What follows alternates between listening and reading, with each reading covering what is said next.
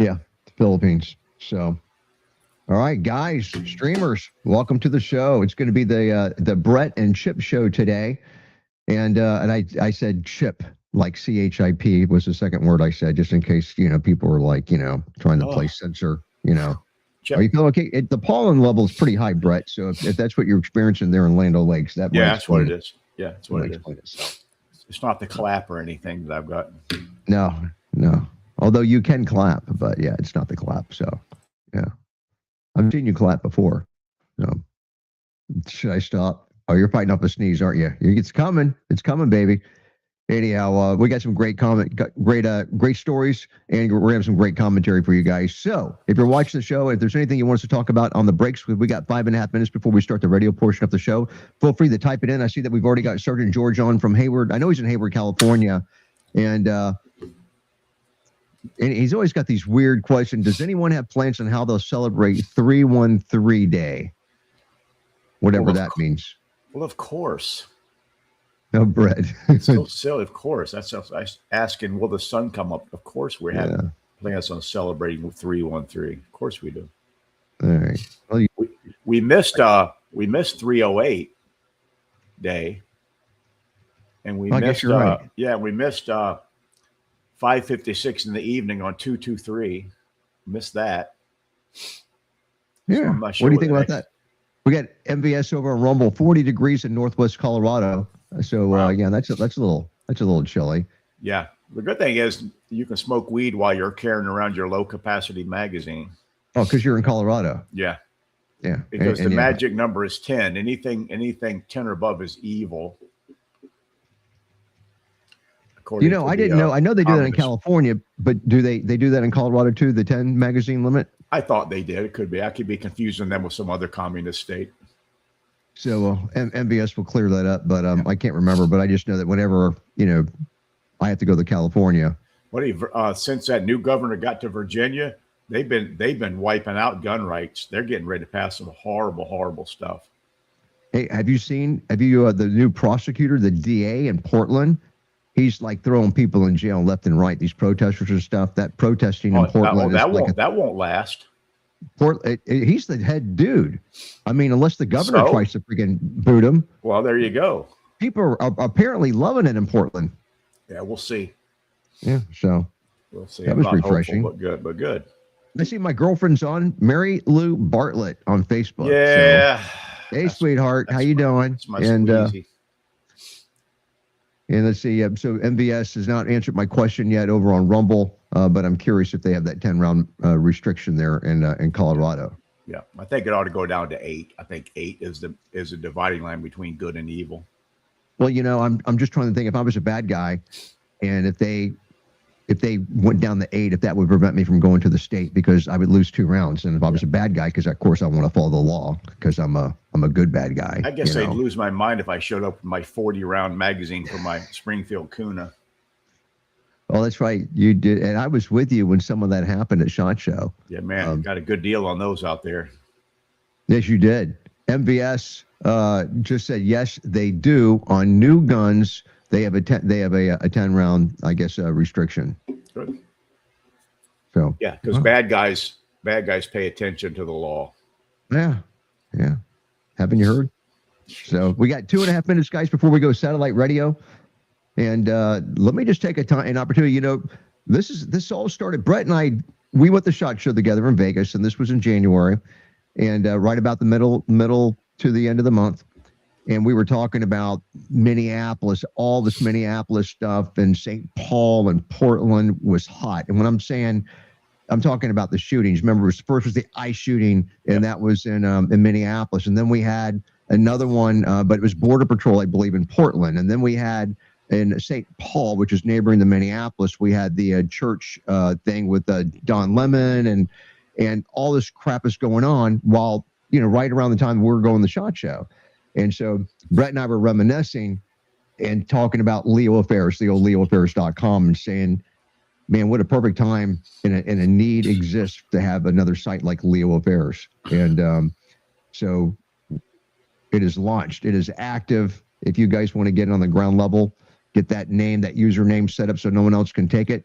leoaffairs.ch, and CH is the extension they use in Switzerland. Oh, I thought And that was for Chicago. negative. CH. Oh. It's like some Latin word that anyhow it translates that's what they use over in Switzerland, but it lets you know automatically that the servers are in Switzerland and that you are what you type is safe. And so you'll see some information on the website. I'll be adding some stuff as well, but we've already got about 10 message boards, and we'll be adding more as they're needed. And look, it's we've got stuff for the feds, we got ICE, and we got Border Patrol on there. We got Minneapolis and St. Paul. We got Portland. We've actually got Tampa. We've been added. Our two formerly busiest message boards, Miami and Broward, have been added as well. If you have an agency you want us to add, you don't see it on there, and you've got a need, and you want to be able to talk with anonymity without the fear of repercussion from your agency, get a hold of me, chiptheblock at gmail.com, and I'll put in a word for you. But and we'll get it done. But anyhow. Safe, people cops need a place to vent safely. They need a place.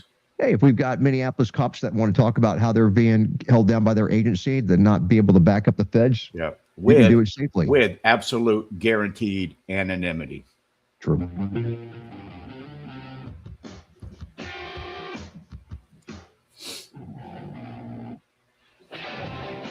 All right, guys, and welcome. Leo Roundtable at leoroundtable.com. My name is Chip the Block, and I'm your host, and we're a group of law enforcement professionals to talk about today's news and issues, but we do it from a law enforcement perspective. You recognize him. We've got Captain Brett Bartlett on the show, formerly Captain, Tampa Police Department, 32 years of exemplary law enforcement experience, and we're not done, the founder of Exumber Defense Solutions at exumberdefense.com. So thanks for being on the show, Captain. Love having you here. I had nothing else going on, so here I am. Yeah, there you go. Hey, shout out to our sponsors. Our title sponsor is Galls at Galls.com. Brett and I, not this year, we were not able to hook up with the CEO of Galls, Mike Vadden, but last year, Brett and I sat down with Mike. What a great guy, great company, and they're our title sponsor. And Brett was there when it all happened, and they wanted a bigger role in supporting Leo Roundtable and what we do and helping get this information out to the troops. And, there's a lot of smaller agencies that don't have the luxury of having being able to meet with the district attorney's office or the state attorney's office and getting legal bulletins and they have an in-house attorney to explain everything. They don't benefit from all that stuff. And so we tried to bring in the search and seizure experts, like attorney Anthony Bandero and some of these other breakdowns. So so thanks to Galls. Also, we have CompliantTechnologies.com. They're our satellite sponsor. They have our favorite product called the Glove. Gunlearn.com, MyMedicare.live, SafeguardRecruiting.com, our streaming sponsor. And not only do they help you get recruits the right way for your police agency, but SafeguardRecruiting.com, they allow us to stream to over 1 million followers during this live show to social media. It's a great fit. And also twobells.com. They built a new online store at leoroundtable.com. Look, the shirt that I've got on, you can get this. You can get like the coffee mug behind me. We've got so much cool gear, hats, shirts, pants, accessories like mugs and stuff.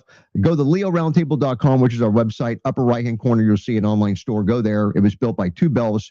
We don't charge anything extra. When we built it, we said, look, we only want you to charge what it's going to cost to make this stuff. Of course, the makers, the people that produce the stuff and put the embroidery or the silk screen on, they'll make a little bit of money, but we don't make a dime. So when we order stuff, I pay exactly what you guys pay, and the prices are dirt cheap, and it just allows us to give our gear out there. So please check that out. A shout out to Brian Burns from the Tampa Free Press at TampaFP.com. Thanks for carrying our content, Brian. I talked to him yesterday. Great guy. He's interviewing me on Monday about the new Leo Affairs at leoaffairs.ca. And also, Dietrich, former lawman.com, and Travis Shates with lawofficer.com. Thanks to all those entities for helping make this show happen. And now, what in the world are we talking about today? We've got training. Well, we got two stories. And Brett, I kind of threw one in on you. I heard about it, and there just wasn't anything in the news cycle yet. But the first one, training credited for saving lives after explosives laden truck rams Michigan synagogue. And then we've got the ODU shooter, which is the Old Dominion University shooter in Virginia, has been identified as a former National Guardsman with ISIS conviction. Yeah, you heard that right.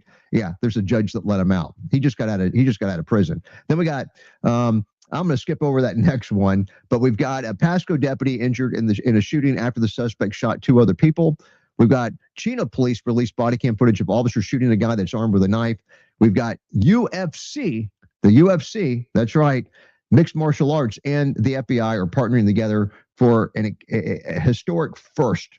Wait till you hear about what they're doing together. Ash Patel is all excited about it. A 2023 video released of a shootout between a murder suspect and a Pierce County deputies and a canine. We haven't covered this yet, these next 2 stories, but they're here in case Brett wants to.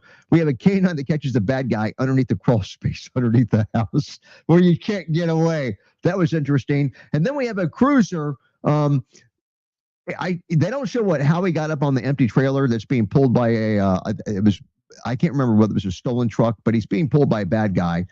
And the cop car ends up all the way on top of this trailer that's being pulled by the bad guy. And so the cop's he's going along for the ride in his cruiser. A second cruiser has to come up and do a pit of the bad guys, and just everything breaks loose after that. Cop car rolls off the trailer, it jackknifes, bad guy, T-bones a tree. It's kind of crazy. So we'll get to all that stuff if we have time. So Brett, are you ready? You ready to start off with the 2 main topics? All right, I get a thumbs up from Captain Brett. So our first one, look, not excited about this happening, but we know, especially what's going on with Iran right now, we expect some stuff to go on. What I can tell you is that I believe that if we keep handling incidents like this, the way this is handled, they're going to be few and far between. And I would much rather go through incidents like this in today's day and age than waiting for a nuclear bomb to be coming on a long-range missile. So Tampa Free Press at TampaFE.com, training credited for saving lives after explosives-laden truck rams a Michigan synagogue. So most of us heard about this yesterday. The suspect drove a truck packed with explosives into the entrance of Temple Israel, which is in West Bloomfield, Michigan.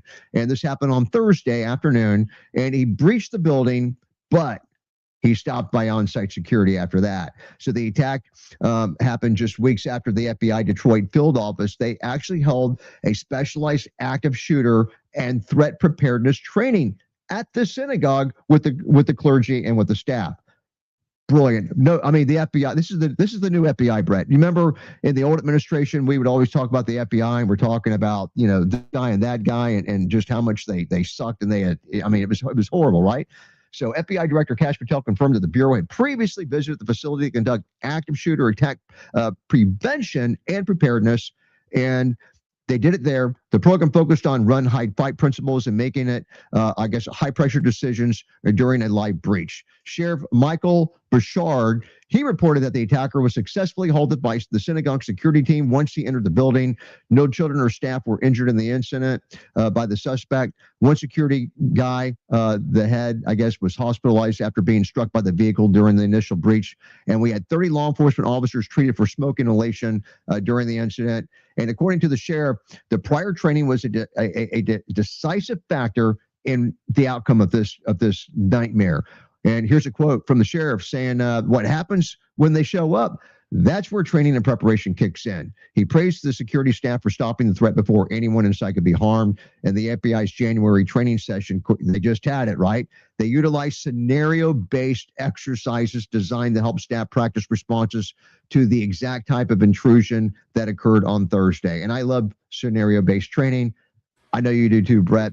You're a trainer. You've got to be all over this. Well, I'll tell you what, this is going to sound a little sarcastic, but here goes. If you didn't expect a terrorist attack in West Bloomfield, which has always been a hotbed known for terrorist activity, of course, I'm kidding there. Nobody knows. Nothing bad has ever happened in West Bloomfield. Okay, so all this indicates is just when you think you're not near a center of criminal activity or not near a well-known location, that's what's going to happen. And I'm telling you right now, from experience with the synagogues here in the Tampa area, they got some good security going on. I've dealt with them. Some of them from the agency we used to go to. Here's a big thing that citizens need to know. When you hear the gunshots, yes, something bad is happening. They've got to understand they can't look around. They can't ask their buddy what's happening. Oh, what's that noise? Oh, it's probably some. No, you need to get out. You need to run. If you can't run, you need to hide. If you can't hide, then you need to pull the gun that's on you and you need to kill the bad guy. Now, so we have trained response people. And then they have to worry about physical security. And I don't know about this location, but did they have bollards installed outside to stop vehicles from approaching the building? Not everybody can afford to do that. But that's another thing people need to look at.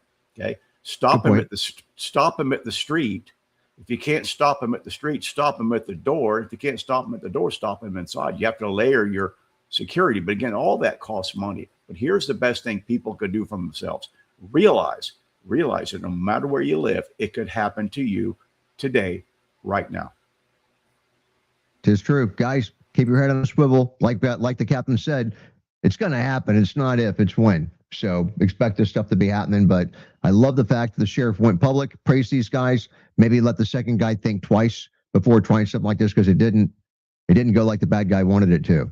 And I see we got Sergeant George, chiming in as well about perfect timing on the FBI. Yep, it's the new FBI. It's under Trump 2.0. If you're ready, Brett, we got another story here. And TampaFP.com, again, I love the Tampa Free Press.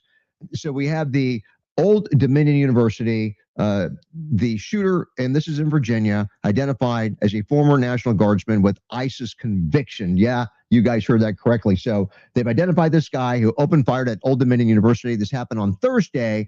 I'm not giving his name. He's a former National Guardsman, though, previously convicted of supporting ISIS. And you heard that correctly, previously convicted. The shooting resulted in 1 death and 2 injuries before the suspect ended up being killed. Now, FBI Director Kash Patel confirmed the incident on X, announcing that the agency's officially investigating the attack as an act of terrorism. Now, he credited a group of students and law enforcement for stopping the threat. Here we go again. The shooter is now deceased thanks to a group of brave students who stepped in and subdued him. And our bad guy's history with the federal law enforcement, it dates back all the way to 2016. And according to the Justice Department, our bad guy met with an ISIS member and an undercover FBI informant, expressed a desire to execute a mass shooting similar to what happened at Fort Hood back in 2009. And in a sentencing memo, because he was convicted from his 2017 trial, it detailed how he attempted to provide funds to the terrorist organization, and he tried to purchase an AK-47 for what he believed was a plot to kill U.S. military personnel.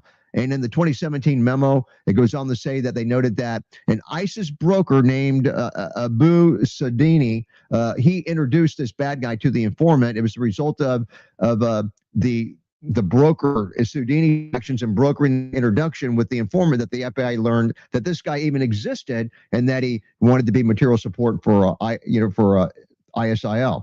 And while prosecutors originally were seeking a 20-year sentence, there's a judge we can blame for this, and it's U.S. District Judge Liam O'Grady, and he sentenced our bad guy, instead of the 20 years, which is what they wanted, 11 years in prison.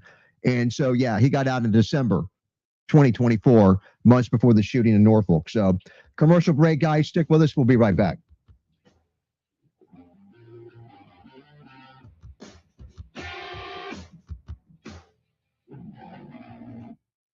All right, guys, it's time to talk about Gulls at Gulls.com. And as cops, one thing we love to do, and we do really well at it, Brett, we love to buy gear. And when they throw the online option, the choices are limitless, right?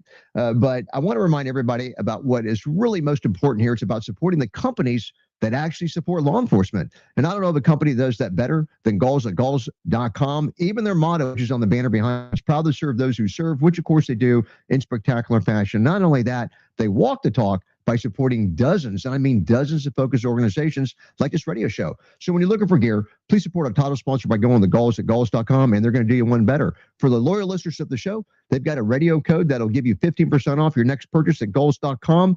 It is Radio 15, so type in Radio 15 in order to get 15% off of most purchases at Gulls.com. And they have gift cards. Hook up your family, friends, and loved ones with the new Gulls gift card. They will be your new best friends. They pretty much, as Brett always says, they have everything but guns and ammo, Gulls.com. All right, guys, 2 minutes before we come back to the radio portion of the show. Chip, and here in Florida, remember, you and I had G licenses, right? And we had D. So right.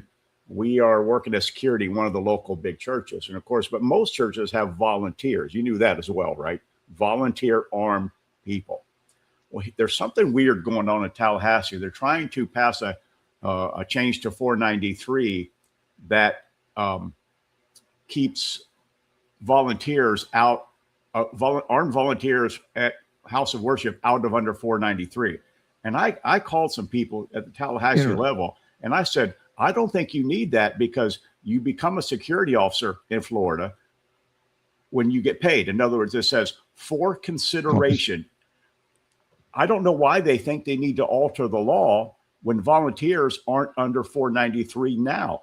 There's some weird crap going on up there. But here's the thing. They go, okay, we're going to add this exception. Okay, you can do it, don't need a G, but you have to have a concealed carry permit, and your local sheriff has to approve your plan. So now they're bringing in more government into something that doesn't need it. And I can't get some of those people in Tallahassee won't even call me back. I explained my position because it's for consideration. That's what brings you into 493 under the license, for consideration. If I'm doing it for free, I don't have to get anywhere near chapter 493. Interesting. And this, I think it's going to get through. I'm not liking it, but we'll see what happens. Interesting. Well, good. And Brett was on the PERSAC committee, which means he had a seat at the table for up until recently. So 8 years I was on that thing. Well, guys, 10 seconds out. We're going back to radio. So here we go.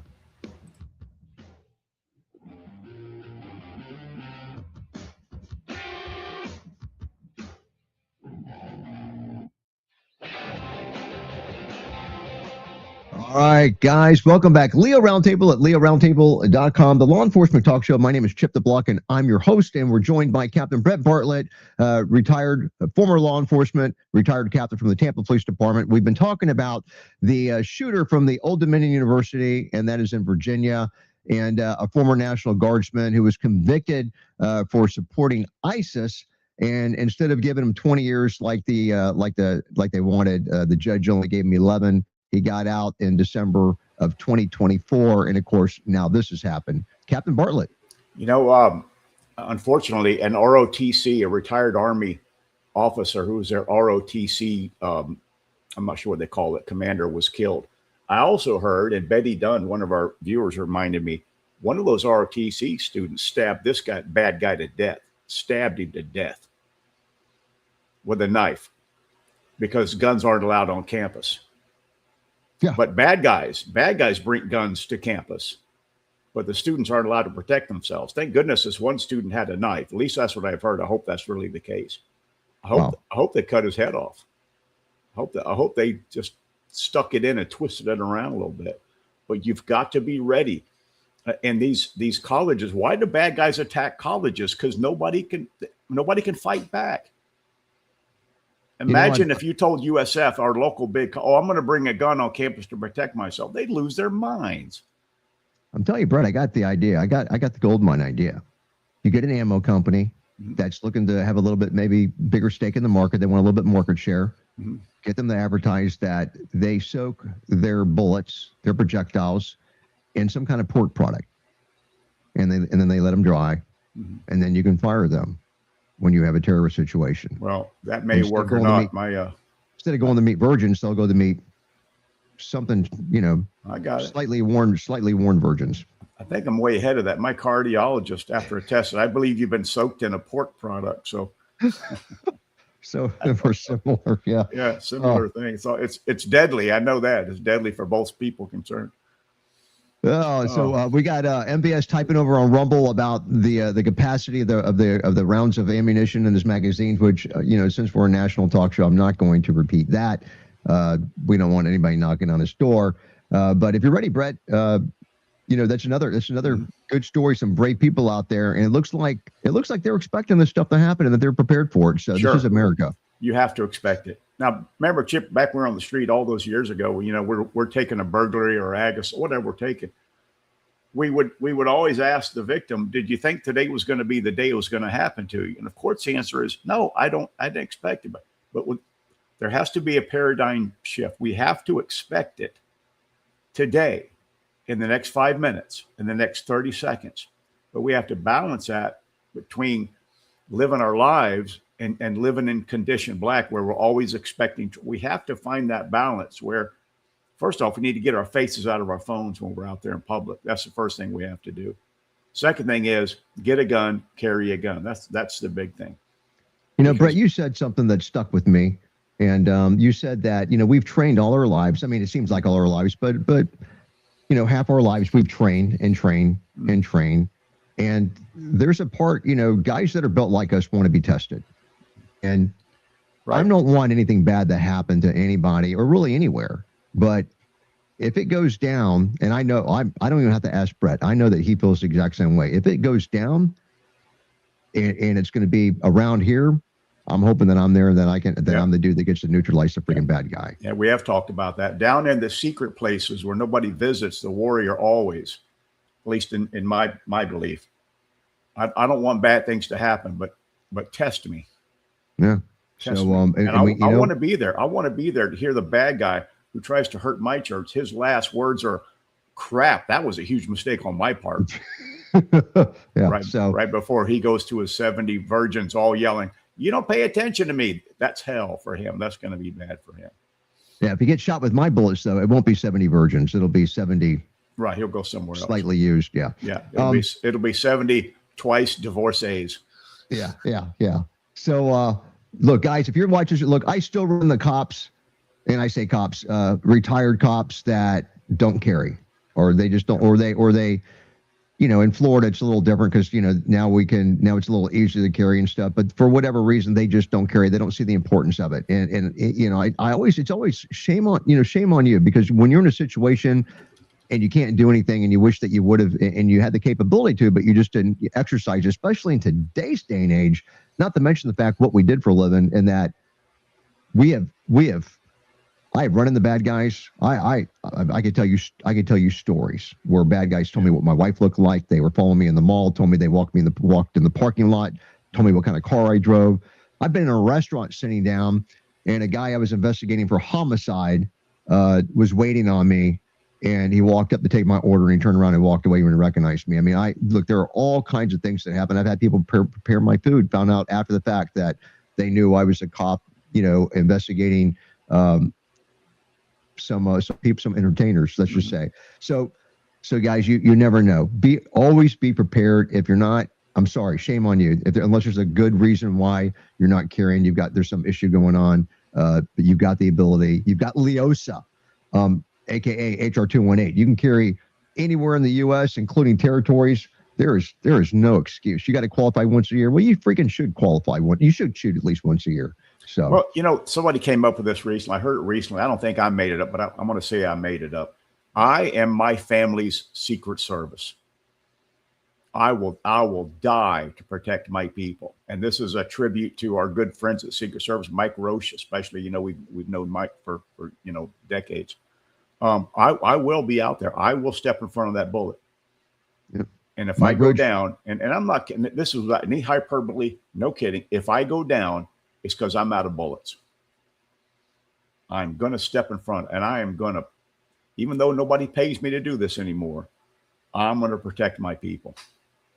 He wrote the book Mass Killers. Yep. In this day and age, everybody better be reading that book. And like I told Mike one time, the sad thing about this book is it needs to be redone about every 30 days with a new story, with new stories up front. Good point. Well, guys, moving along, and I'm just going to whet the appetite because we're coming up on a commercial break here. But this next one, we have a Pasco deputy injured in a shooting after the suspect shot 2 other people.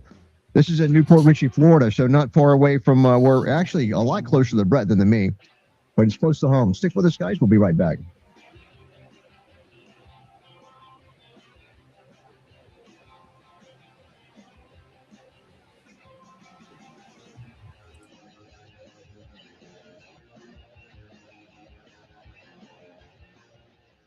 All right, guys, it's time to talk about Compliant Technologies at complianttechnologies.com. And they are committed to providing non-lethal solutions to help officers gain the upper hand safely and rapidly in a humane, low-optics manner, utilizing what they call their CD3, which stands for Conductive Distraction and De-escalation Device Technology. Now, their flagship product, we all know by now, is called the Glove. It's helped officers, well, not only tens of thousands of times anymore, they've had over 250,000 deployments, no injuries, no deaths. It's an amazing stat. And you heard that correctly, no injuries. The glove has actually achieved non-lethal status in an arena that predominantly they can only offer less lethal results. And when it comes to weapons retention, transition to a sidearm or conducted energy weapon, the glove at CompliantTechnologies.com, they have virtually eliminated weapons confusion. So stay ahead of the game with Compliant Technologies and the revolutionary CD3 that hundreds of agencies have already turned to nationwide. And friends, take it from me and Brett. When it comes to safety, this is one of the most common sense hands-on solutions that's ever come along. Go to CompliantTechnologies.com today. Tell them that Chip and Brett sent you, CompliantTechnologies.com. All right, 4 minutes before we come back to the radio portion of the show. And for people, just tuning in here now, we're a law enforcement talk show. And, Brett and I, we hooked up with Compliant Technologies last Friday, a week ago today, and we went down to the Tampa Police Academy, and we were doing some demonstrations, weren't we? And, remember that female lieutenant that walked in, and I never thought that she was going to do this, and she didn't ask a lot of questions, and she, rolled her sleeves up and got gloved, and there was a training corporal there that didn't get it done. And there was a SWAT dude that showed up that didn't get it freaking done. And she did it. I went, I don't know if I told you, I went up and shook her hand, and I never met her before, but I said, I was so impressed with, there's guys that aren't doing this, and you just walk right up and just do it, and she's in charge of training, I believe too, which even impressed me more because she gets it. I mean, I'm assuming she knows what the optics are, but when you're training and the eyes are on you, if you don't do it, Well, I was out the range. I was out there the last 2 days teaching academy class, and I talked to one of the guys that did take the hit.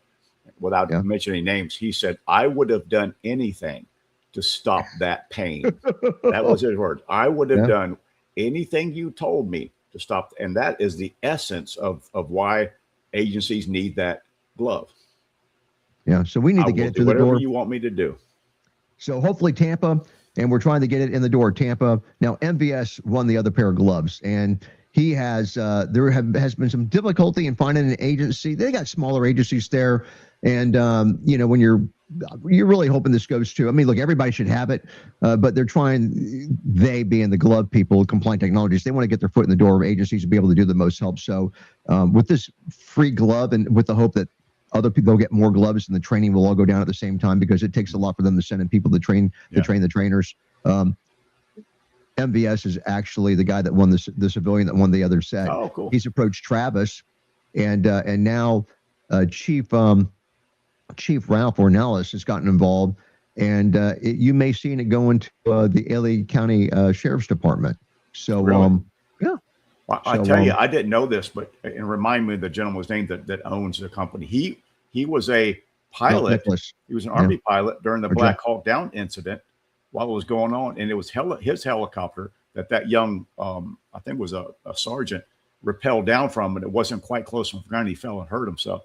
And he said he didn't know that for 3 days or something like that. 3 days, yeah. So this is a real warrior that's come up with this product. It's not like some scientist sitting in a lab somewhere. This is a guy that was out on front.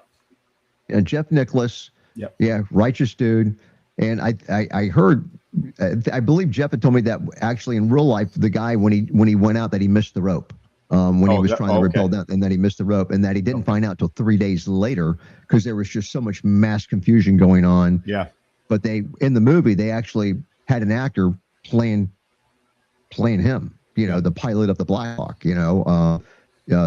Jeff Nicholas. He's pretty an impressive guy. Yeah. And so it's interesting. He doesn't have to do what he's doing now, but he's doing it because it's a good thing. And I'm telling you, just, not because they're our sponsor, but if I'm a suit at a police department watching this, and he starts talking to me about how it's going to reduce my liability and have good outcome, buddy, how many zeros do you want in the check? It just makes sense. So it's we got to get it done. All right, guys, we're 15 seconds out from going back to radio. We're about halfway through the show. We got some great content coming up. Stick with us. We're going live radio. Here we go.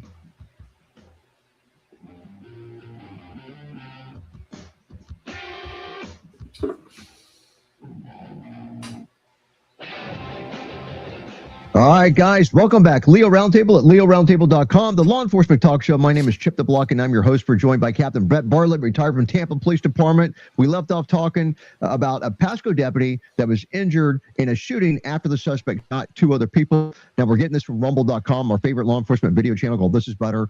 And in Pasco County, they've got a little place called Newport Richie. It's kind of a special place. So the Pasco County Sheriff's Office, this deputy and 2 civilians ended up being shot by a gunman on Monday, according to Sheriff Chris Nacco. Good guy, by the way. The shooting happened at around noon on Monday in Newport Richie. Now, the sheriff said the incident started when the suspect, Aaron Rodriguez, he started yelling at a man and a woman, and they were just like clearing land. They were all neighbors, and he lived across the street, and they're clearing a lot. So this dude gets irate, or I should say not irate, but irate, and he gets upset. He starts threatening the bad guy that's with the female. He's yelling at both of them to I guess to get out there. And then, according to the sheriff, the male victim began calling 911, only for Rodriguez afterwards to shoot both the man and the woman. Now, the woman ended up running away. But she was shot. The male victim collapsed at the intersection. So when deputies get there, they render aid to both victims, even though the woman, she didn't get far. So they're rendering aid to both of them. And while they're doing that, the male victim points to the house where this bad guy's hiding, Rodriguez. So we have 3 deputies going over there, including the canine handler. And so he's pivotal in this. And so they began approaching the house, and they're ordering the bad guy to drop his firearm. So just to put the visual picture here for you guys, when they walk along the side of the house, they're going to the backyard, there is a garage in the rear of the house, like a 2-car garage, and it's open, and the bad guy's in there. So our guy wearing the body cam is on the left hand of the screen. He's our canine handler. He's got a canine on his right side, and he's got his gun in his right hand. And so they're moving to the left. And as he moves, he's getting more of a line of sight into the garage. But it's kind of hard to see who's in there. And then to our canine handler's right, you've got another deputy that's moving laterally with them. That deputy has it looks like a ballistic shield, but from what I can tell, I did not see a firearm. It looked like he was holding the ballistic shield with both hands, and that he was unarmed. I mean, he had a gun on his side. His pistol was on his side still, and he was right-handed, but he had the ballistic shield. So as they move, then they see our bad guy. And remember now, he's already shot 2 people, so they have reason to believe that this guy's armed. So they start giving the commands to drop the gun. He does not. And then shots start being fired, and during the incident, the canine handler gets shot. I got to admit, the canine handler, he was pretty good because he controlled the dog. The dog didn't, run in there and be a distraction during this. And he was threatening to release the dog on the bad guy. But I got to admit, the canine handler, before he got shot, he was getting some serious. It looked like he had some pretty good target acquisition. His stance, I don't know. I was pretty impressed with how he handled himself, but it looked, I don't know if he got shot. Maybe you can tell me, Brett. The gun went flying out of his right hand to the left. And I mean, it was almost like he threw it, but I know he didn't throw it. But I don't know where he got hit or if it was the gun that got hit, but that was crazy. And so the handler goes down, he gets the gun back. His dog's going a little crazy, but his dog's right there with the handler, and the other deputies are putting, lead down, down range into the garage to help him out. He even gets his own tourniquet out, the canine handler, and anyhow, bad guy ends up getting neutralized. Now, the deputy was taken to the hospital, expected to be okay. The male victim died. That's the best news. And the woman's condition is, well, actually, I'm sorry, the male victim died. No, I was thinking it was our bad guy. So the male victim ended up dying at the scene, but the female victim, they don't know what happened to her. And so that's the way this thing ends. And I'm just trying to look and see, did it say that the bad guy ended up dying in this? I don't remember for sure. It's still unclear to me as well. Yeah, I don't see they say what the outcome of the bad guy was. And so I was really hoping that he was the one that died. But yeah, I don't see that listed at all. So, but anyhow, commentary, Brett, on the shooting. Yeah, here's an interesting point, and I'm not even sure it's showed up in the public. He lived because the sheriff's talking later on about him paying for his actions, so they don't. Okay. But we said whether he lives or dies. So I guess at the time the article was written, he was still alive anyhow. Or maybe he meant if he dies, he'll go to hell and he'll pay that way. Yeah, I don't know. So I was at the academy the last few days, and we're teaching young people, how to get a gun out, how to reload a gun. And this question comes up. Do I press the magazine release and hope my magazine falls out? or do I pull the magazine out? This is the question that's always presented in the academy class. And here's my answer. Metal magazines fall out of metal guns pretty easy. Plastic magazines do not fall out of plastic guns easily because there's more friction. Now, knowing that, we saw some video yesterday, and I think it was the canine officer got shot. He's trying to put another magazine in his gun that already has a magazine in it. Oh, okay. So he's tapping on it. And a few times after that, he realized what he did. Here's an issue for everybody. You're going to react under pressure the way you have been trained or the way you've trained yourself. And so the discussion in the academy class was, look, you can't always count on twisting the gun rapidly to get rid of that magazine. Now, I'm not sure that's what the deputy did. I'm not really sure at all. But I know this. You're going to react under pressure to the way you've been trained or not trained. But it was interesting that he was trying to put a new magazine in a gun that still had a magazine in it. That's what we focused in on as we were discussing this yesterday. The rest of it, I'm glad they were okay. Bad guy with a gun, you have to take the guy out. Pretty, I don't want to say standard stuff, but we've seen this kind of stuff before. Nothing is standard in police work, but that's what we talked about yesterday. I thought that was really interesting that, and what we call, again, I don't know why it happened, but it's called a training scar. Okay. If you train a certain way and it's not a good way, you're going to do it.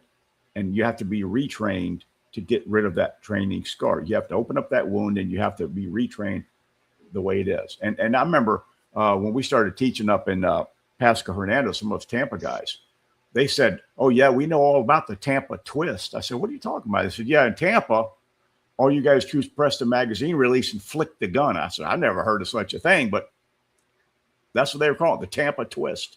Oh my gosh, really? But we teach our kids in the academy, reach up, grab that magazine and pull it out because you never really know. You can shake that gun all you want to, but you can't guarantee it's going to come out unless you pull it out.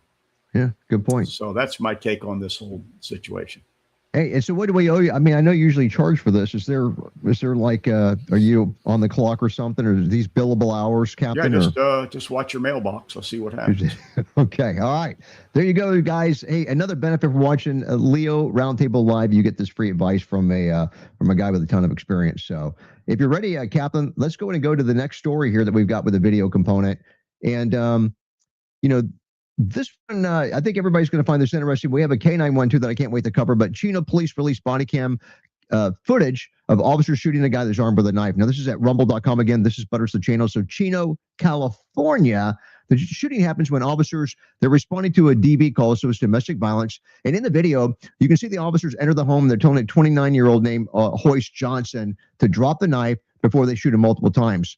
And before they get there, there's a woman inside the home, and there's someone outside the home can hear her say, hey, don't kill me, don't stab me. And so that neighbor that heard her saying that called 911. So the officers get there. Johnson, when they get to the top of the stairs, he's holding a kitchen knife aggressively towards this woman that's inside the home.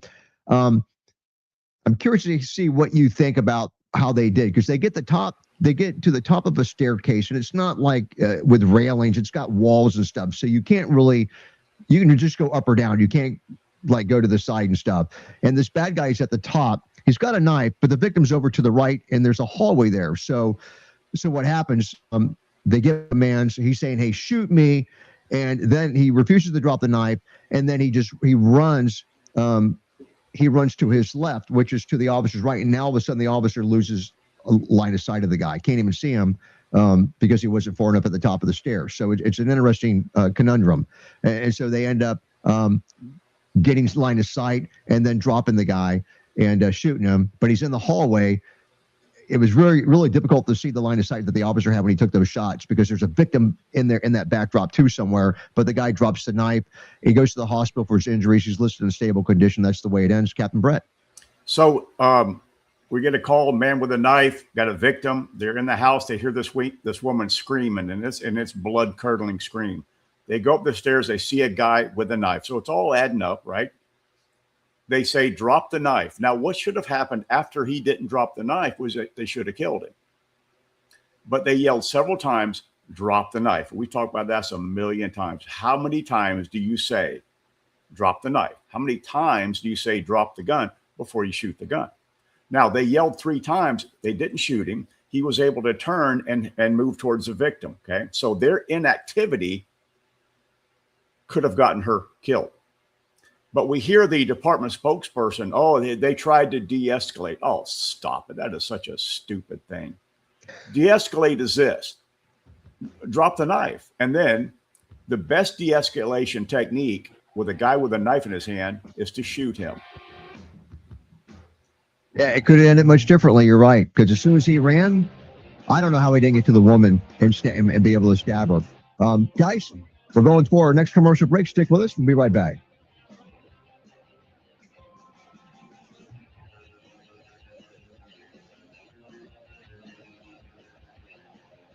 All right, guys, time to talk about GunLearn at gunlearn.com. And, you know, as law enforcement officers, we deal with guns and we deal with ammo every day, but it's what we don't know about them that gets us into trouble. Injuries, civil lawsuits, accidental discharges, misidentifications, lost prosecutions, and also disciplinary issues. But gunlearn.com, they have your back. You can quickly become extremely firearm knowledgeable by simply learning 14 training modules from the convenience of your home or your office, or by attending a live seminar at gunlearn.com. You can also become a safe, accurate, and competent certified firearm specialist like our very own Captain Brett Bartlett and attorney Ken Apianco. Now, the course has had huge success in raising the bar of firearm knowledge, and GunLearn has been a trusted source since way back in 2011 by gun manufacturers, federal agencies, forensic organizations, and even police departments nationwide. Now, the founder, we both know him, Brett and I do, Daniel Kelly, and he's got an opportunity for you if you have your own agency. You can host a seminar for absolutely no cost. Amazing opportunity. Go to gunlearn.com to get more information. Again, that's gunlearn.com. All right, guys, 2 minutes before we come back to the radio portion. Yeah, I think we've got a good show going here, Brett. Apparently. Imagine how good it would be if we had more people. Well, yeah. You mean more people on the show, or you mean more people watching? More experts on our show. You know, I was thinking as we were introducing the show, I can't think of even Fox News or CNN that has a collection of more. Not me. I'm talking about these other on our show experts in the field. Yeah, good. Fox good News, point. CNN, they don't have the depth of what do they call it? The depth of bench. Is that the right term? That we have on the show. We'll say it is. I got to look that up first. Yeah. In other words, tell you whether, we got a bunch of people. You know, well, you know, a lot of our guys are regulars on Fox News, Newsmax, CNN. I mean, yesterday we had Betsy Brantner, Smith on the show, and and she was, with Randy Sutton, over in Arizona during the missing person, Guthrie case, and they were on TV every day. And of course, Darren Porcher was over there too. Our 2 guys from Secret Service, they're regulars on Fox News. Mm-hmm. And Betsy has her own program on Newsmax on the weekend, so yeah, it just goes on and on and on. So yeah, we're very fortunate that we've got all these people that are movers and shakers. We did a show, you probably didn't hear about it, but Monday or Tuesday, I think it was on Monday's show. I had a guy that popped in from Facebook, and he was like, hey, do you guys ever have debates? And it's like, yeah, we debate with each other. No, I'm talking about like people on the outside. And I said, no, we've got we got criteria to get on the show, that kind of stuff. And he's like, well, send me the link. I'll get on there now. And I got, and of course, when he found out that we wouldn't let him on the show, then the insults started. So you would have enjoyed that. You would have enjoyed that. Good for him. And we have a response for him. It's one of the ones it's one of the 7 words you won't let me say on TV.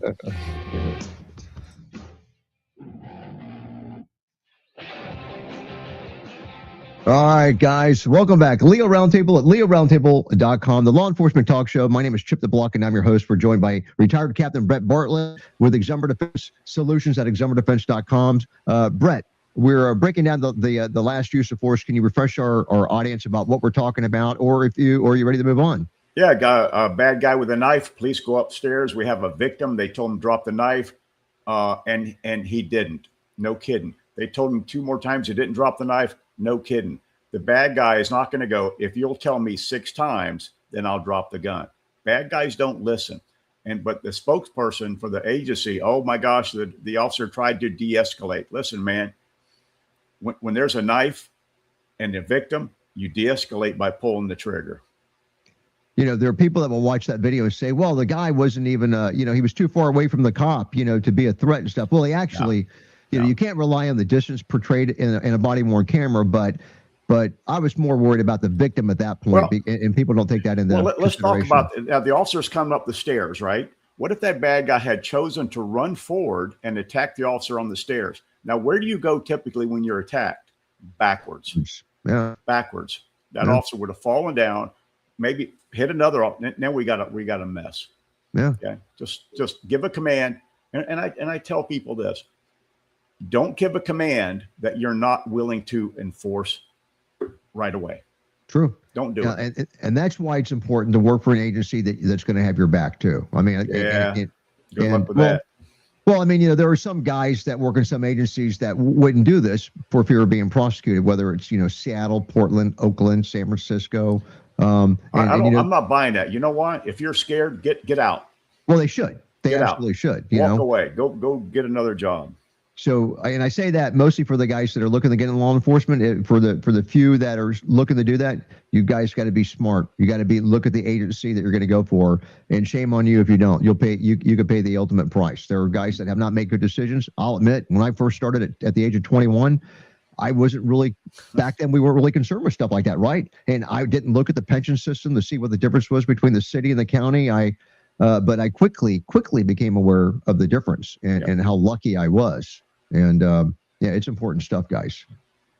Well, Brett, up to let me. I'm going to give you a choice here. We can cover. Well, let me cover the UFC thing. It's kind of an interesting story. UFC.com. So this is where it came from. UFC and the FBI, they partnered together for a historic first exclusive training seminar. So the world's leading mixed martial arts promotion, the UFC, and the FBI, Federal Bureau of Investigation, they have announced a historic first of its kind collaboration where current and former UFC fighters, they're going to the FBI Special Agent Academy in Quantico. And this is going to happen. Now, look, it's not some long drawn out thing. It's going to be 2 days, March the 15th and the 15th. So actually tomorrow and the next day. Saturday and Sunday. And they're hosting an exclusive training seminar for Academy students and senior FBI staff from around the world. So 2 days is not going to be enough to do any, but hopefully it'll whet the appetite where they actually get some training, some serious training in. The athletes, along with the UFC matchmaker, Mick Maynard, they're providing insight into how they train for competition, demonstrating specific techniques and tactics, offering a unique perspective to the students as they prepare to enter the field office. And here's a quote from Dana White. We know who Dana White is. I have a tremendous respect for the FBI and the work they do every day to protect this country. And he's a good guy. He said our UFC fighters are some of the baddest men and women on the planet, and they're heading to Quantico to train the best FBI agents in mixed martial arts. It's an incredible opportunity for our athletes to experience, and we're proud to support the FBI in strengthening their defense techniques. You're, Brett, I'm not buying it. I'm not buying it. Tell us. How long does it take to become a good MMA fighter?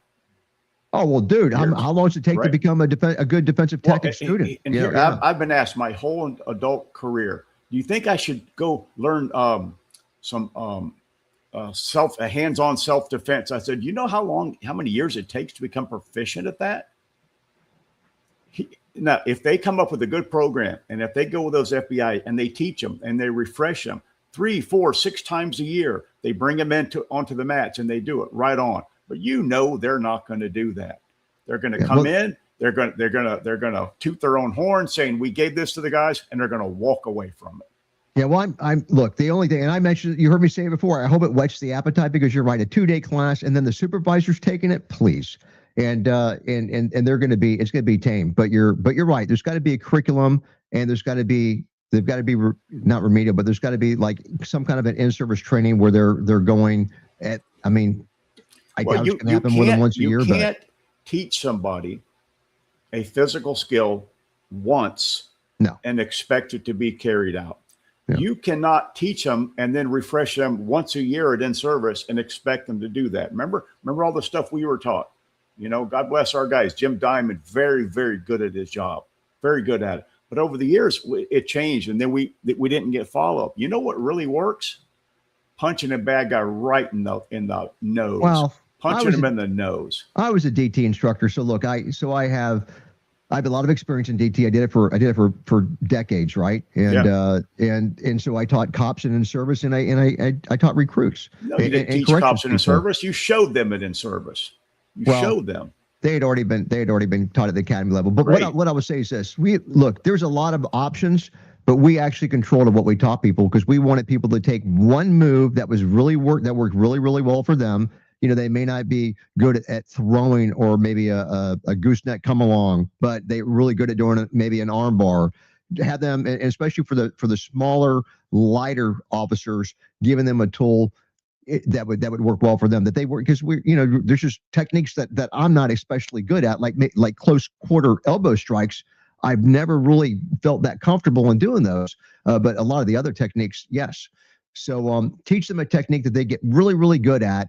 And they don't have to choose. They maybe don't have to choose from 5 different techniques, but give them 3 that are excellent at, and that's what you strive for. And then I don't like guys going out and getting martial arts training because it bastardizes what you've already taught them. So the first time we teach, like at Tampa, you don't punch bad guy unless it's a life and death situation. You don't hit a bad guy in the face or the head with your weapon hand, your strong hand. You just don't, and you do that with your reaction hand. But you got a guy in martial arts that's all of a sudden getting a guy in a choke or a carotid restraint because that's what they teach him more. And you just don't think. You do, like you said earlier, how you train to do. So you don't want training guys to do something different than what you teach them. That's why my advice is, if you have a DT program, only take the DT training unless you're so advanced that you can turn it on and turn it off when you get into a fight, because you don't want guys doing a fireman's carry and throwing people, and then you're liable, so. Yeah. I just think that it needs, if you're going to pick a technique, I got it. Pick a simple technique, I got it. But you can't do it once a year. It's impossible. It's impossible. Yeah, well, these guys, it's a 2 days is not it. It's this is just a whet your appetite. So look, we got Pierce County deputies. Let's cover the K9 with the guy in the crawl space, or what's the vehicle, the pit on the vehicle on the trailer. Which one? The pit. Okay, we're going to do. I've never seen nothing like that. All right, so here we go.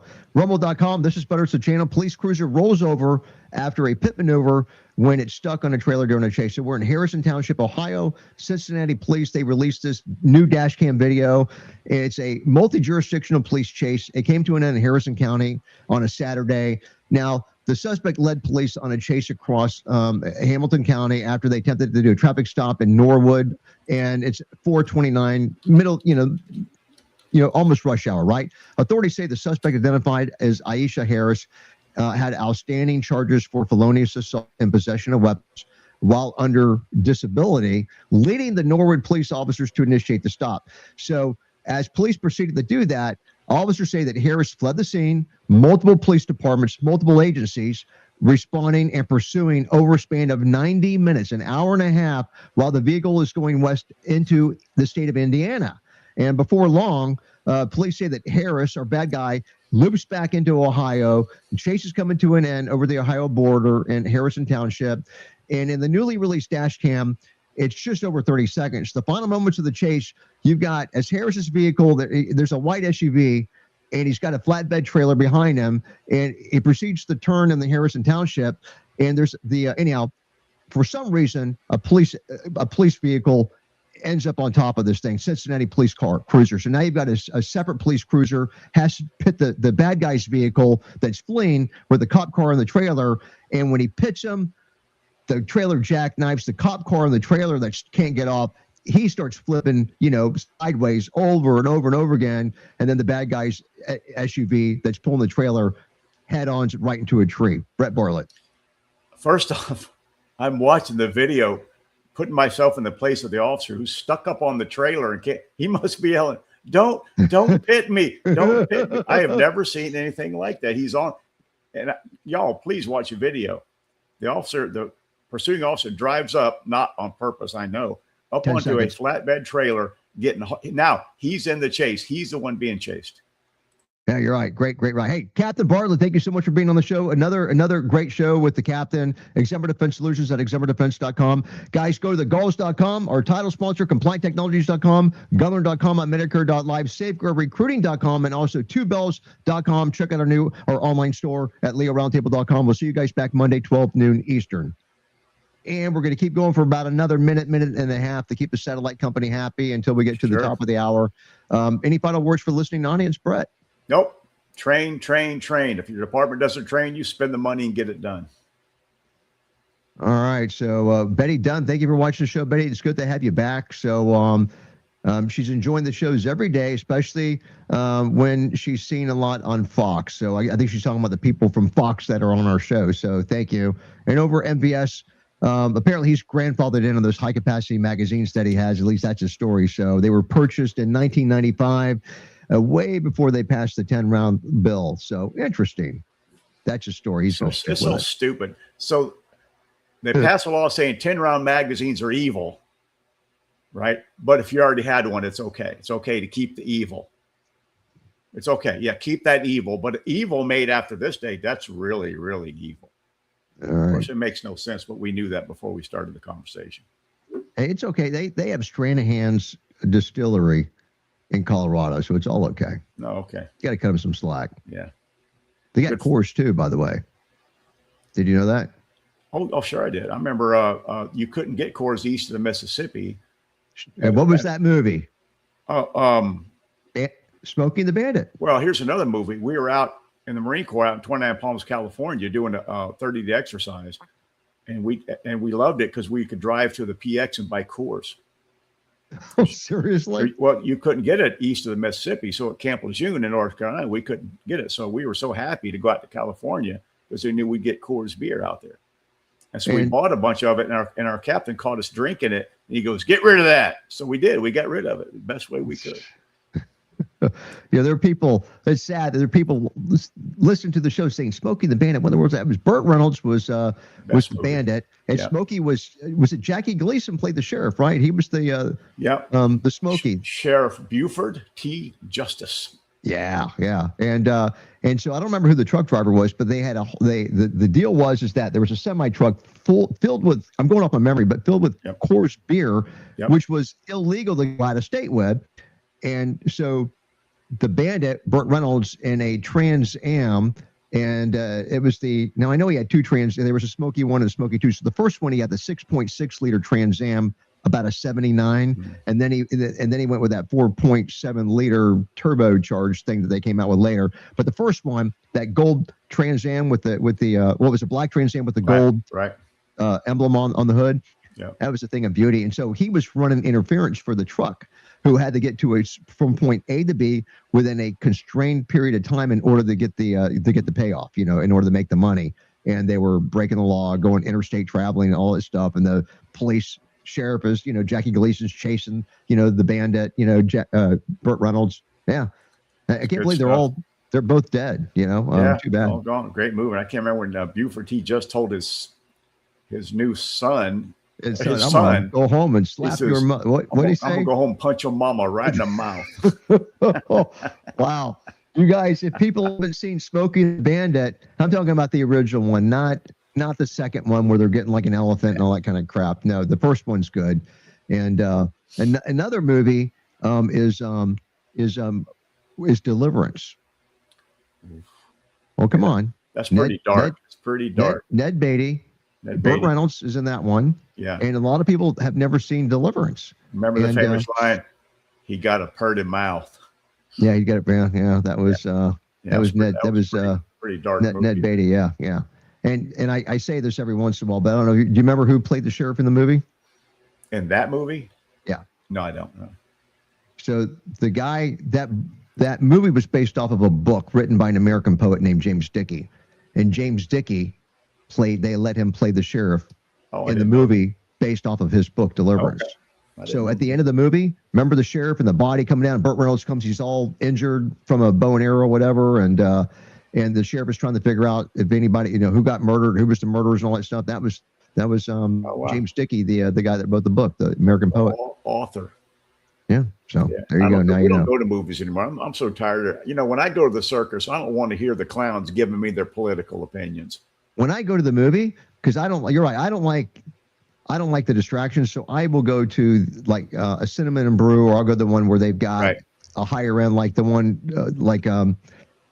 where they have the containers over there where Captain Curtis Reeves. Right, where you can get something Right. to eat and drink a little bit. Yeah, I go. I pay. They have a liquor license there, and you can eat there. The food's good, and it gets rid of. I hate to say, it gets rid of the riffraff. So you don't have to worry about some people passing phones around. They're in their like pajamas and wearing their house their house Right. bedroom shoes and stuff. So There's just I don't mind nothing I paying the want to extra see. money. There's really nothing. I'm so sick of these people Well, now thinking we that got. their opinion weighs more. Now you got home theater rooms and all that. So sometimes, unless it's really a great movie, I'm watching it at my house. But if it's something where I really need great sound, and I got great sound here, but sometimes like a 3D or there's that, you've got that experience in the theater. Sometimes some movies are really best seen at the theater, So, but we just went to see that Christian movie. I Can Only Imagine 2. It was a good movie. Yeah, really, yeah, very good movie. Well, guys, thanks for watching. I'm watching everybody on the stream. Thank you, guys. I appreciate it. MVS and everybody over on Rumble, Bill BC, LinkedIn, all of our LinkedIn users. Thanks, everybody, for the support. And don't forget, go to leoaffairs.ch. And if you can't remember, my wife says, no one's going to remember CH. It's the first two letters of my name, Chip, just CH. So just do leoaffairs.ch. And as more people go and start posting, it'll start showing up on the Google search engines and stuff. We're trying to get there, but it's getting ready to hit big. So go there, register your name, and that way it'll prevent people from typing, and using an alias with your name on it. And get started. We want to make this thing big, and we're going to start getting news stories from there. So thanks, guys. We'll see you guys back Monday, 12 noon Eastern. Appreciate all the support.